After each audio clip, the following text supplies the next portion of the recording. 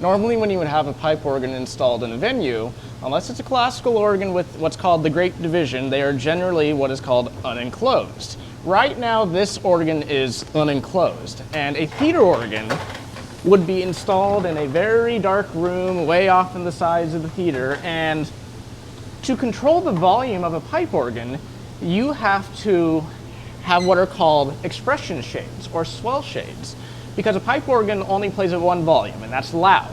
So you have to hold all of that sound back by closing these big shutters. And that's all controlled right down here with my foot on the gas pedal, basically.